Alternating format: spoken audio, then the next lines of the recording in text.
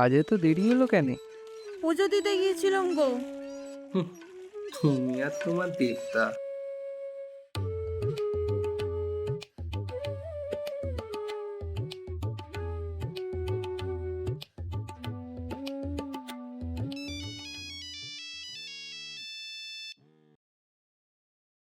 Hello, কিরে, কেমন আছিস? একদিন পর আমার কথা মনে পড়লো। আরে না রে, এদিকে কাজে একটু ব্যস্ত ছিলাম। আচ্ছা, তুই আসছিস কবে? খুব শীঘ্রই ফিরছি।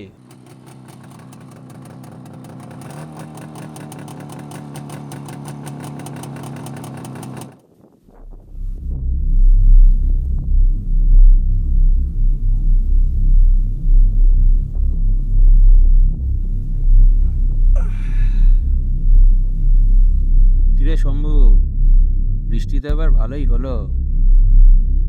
হ বাবু, এবার বোধহয় ফসল ভালোই হবে। হবে হবে, না হলে তো জানিস।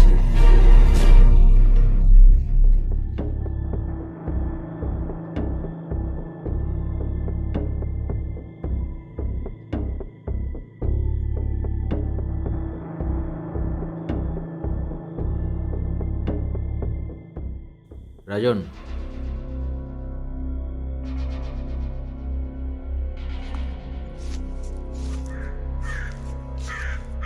শম্ভু,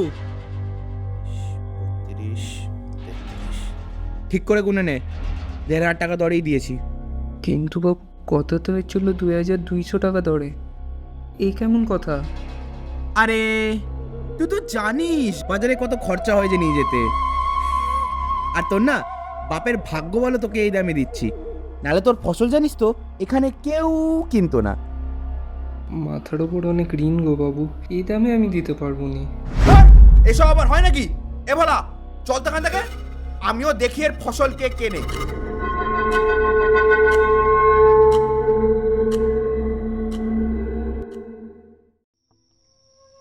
এই নাও, কে নাও।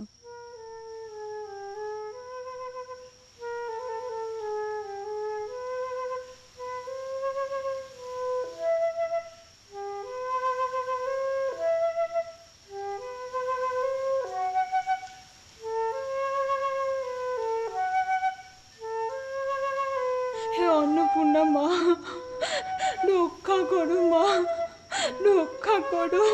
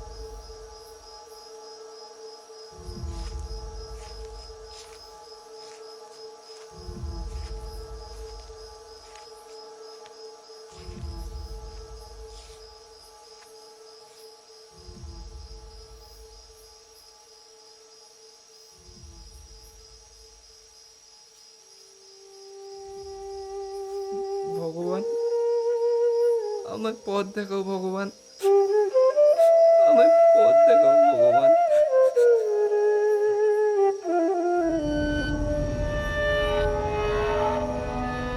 শম্ভু,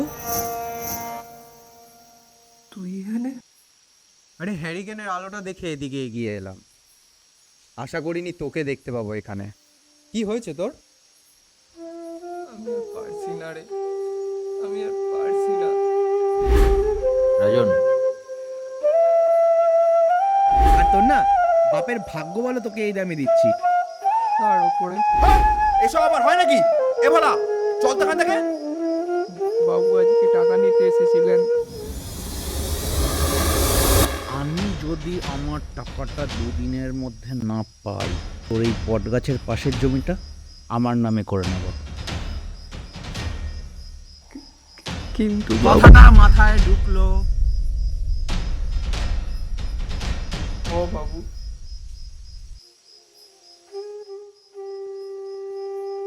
আমি কি করব বুঝতে পারতেছি না।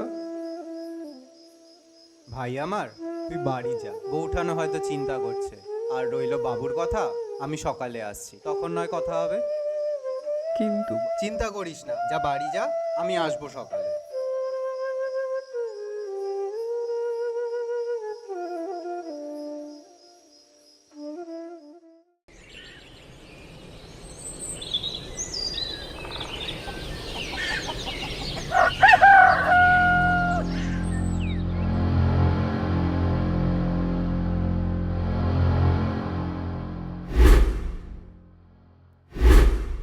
তুই এখানে? কেন রে, এমন ভাবে বলছিস যেন ভূত দেখে নিয়েছিস? না না, তুই কখন এলি? এই তো সকালে এলাম, ভাবলাম তোর সাথে আগে দেখা করে যাই। ও তুমি এসে গেছো? দাদা বলছিল যে সরকার থেকে নাকি কি একখান বেরিয়েছে, তো সেখানে নাকি আমাদের সব সমস্যার সমাধান হয়ে যাবে। এটা কেমনে করুন? আয় তুই এদিকে আয়, আমি তোকে দেখাচ্ছি।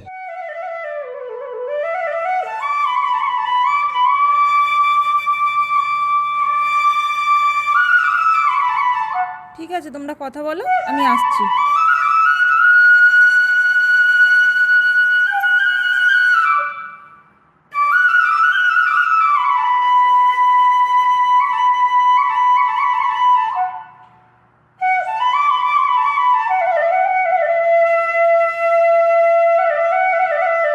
আজ তবে আসছি। এইসব কিছুর জন্য কি করে যে তোকে ধন্যবাদ দেব বলে বোঝাতে পারতেছি না। আমি তোর ছেলেবেলার বন্ধু, অসুবিধা কোনো রকম হলে আমাকে জানাস। আজ তবে আসছি।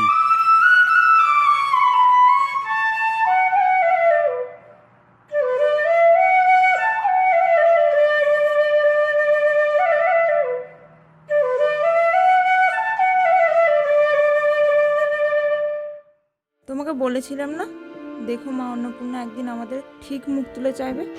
তুমি তো আমার অন্নপূর্ণা গো।